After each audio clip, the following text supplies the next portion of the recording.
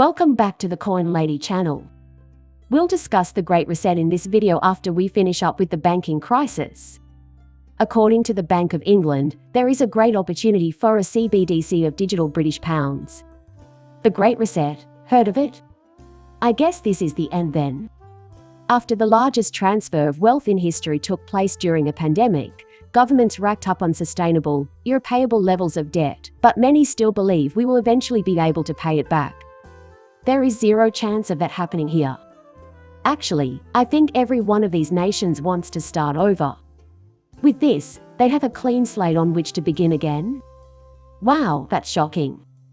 FTX, here we go. SVB, the Great Reset has begun. And many people think that this is only the start. The majority of the SVB board was made up of former Democrats. This included Clinton donors and an Obama administration official. Now we know they were heavily invested in the woke agenda, and I have a sneaking suspicion that the woke movement has some serious cultish underpinnings at the World Economic Forum. I am confident that both Republicans and Democrats will support the upcoming reset. Ending the United Nations and the World Economic Forum is a risky but potentially rewarding venture in light of the current state of affairs regarding central bank power and fiat currencies. This is going to occur whether or not we invest in XRP at this time. Yours and my money isn't needed by them. Just regular people, here. They don't need any more funding to continue with this plan. As CBDC preparations are being made in nation after nation, crypto is simply playing a part. Without cryptography, yes.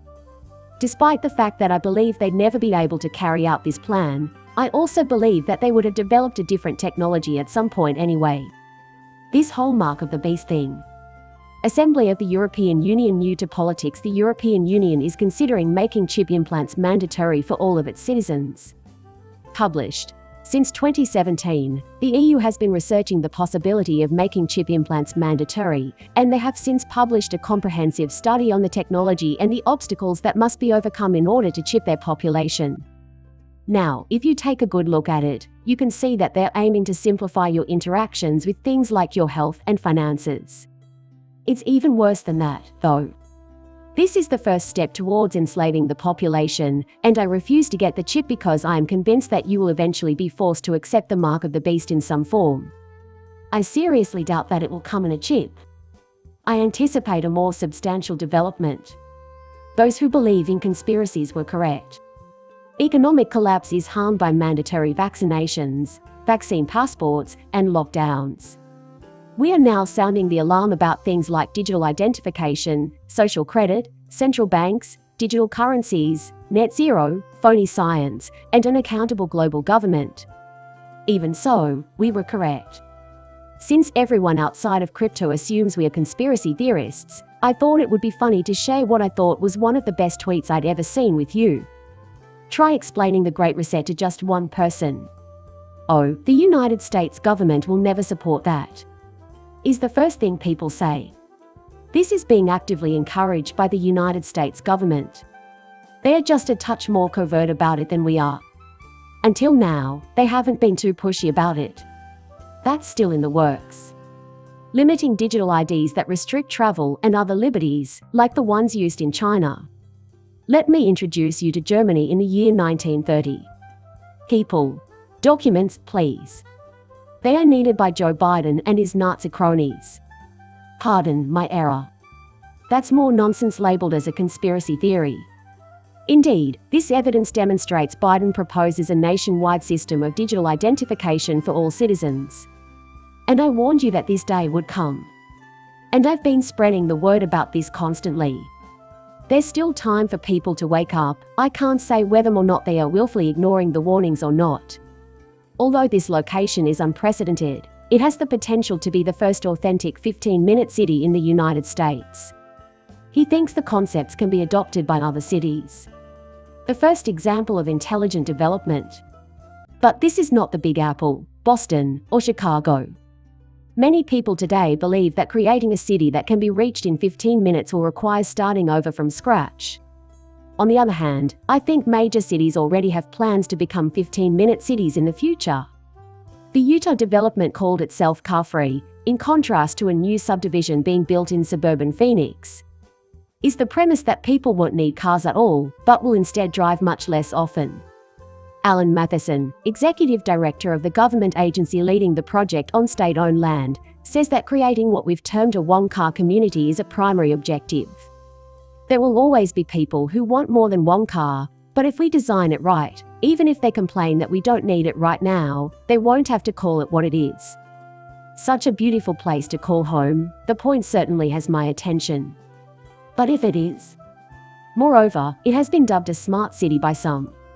Instead of calling it a concentration camp, they use the term smart city in the hopes that more people will be interested in moving there. The concept of smart cities has also become central to the international economic agenda. And right now, we're seeing more of that happening abroad. However, it is on its way to the United States. Everything happens in due time. We'll talk about media news for a while now. According to the Department of Justice's response to Tucker Carlson's video of the peaceful Q shaman being escorted through the US Capitol, the video lacks context.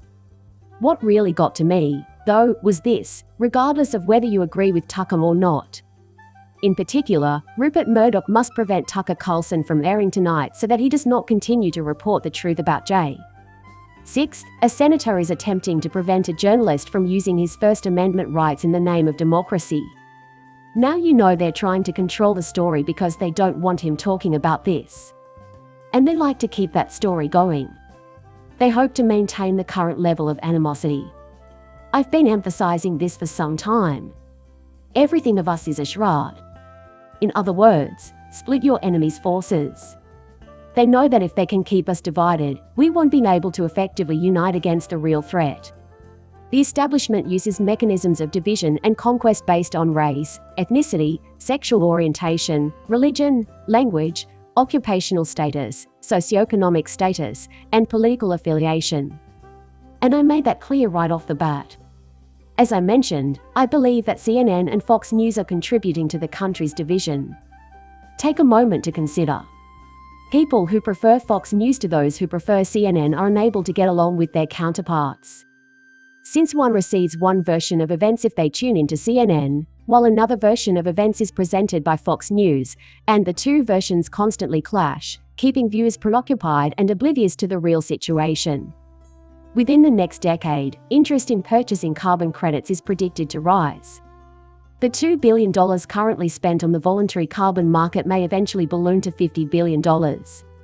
If you recall, I've mentioned in a number of videos how Ripple is connected to carbon credits and other blockchains as well, as they recognize that this is a sizable market. They anticipate that eventually everybody will need carbon credits in order to continue doing what they currently do. Not only that, but tokenization is the first step. Carbon markets are becoming more efficient thanks to tokenization, which is made in climate initiatives. Not only does this apply to the Ripple network, but also to Quant, Stellar, and HBAR networks. Because they're ISO coins, they're all intertwined with the new monetary order.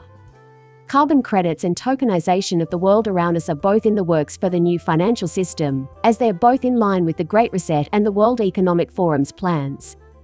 How do you make things unaffordable for customers? Inducing them to buy a product they don't really need. That is to say, in the future, if your home emits excessive amounts of carbon dioxide, you will have to invest in costly industrial devices to reduce your CO2 emissions. That's how they can force you to sell at a loss. Why do they make it so expensive to drive nowadays? Obtaining an EV is mandatory according to them. In the future, you won't be able to drive if you can't afford an electric vehicle. Everything is converging there. The World Economic Forum has revealed a plan to monitor people's activities in order to calculate their personal carbon footprints. That's it, the whole story. However, there are many people who still deny that this is the case.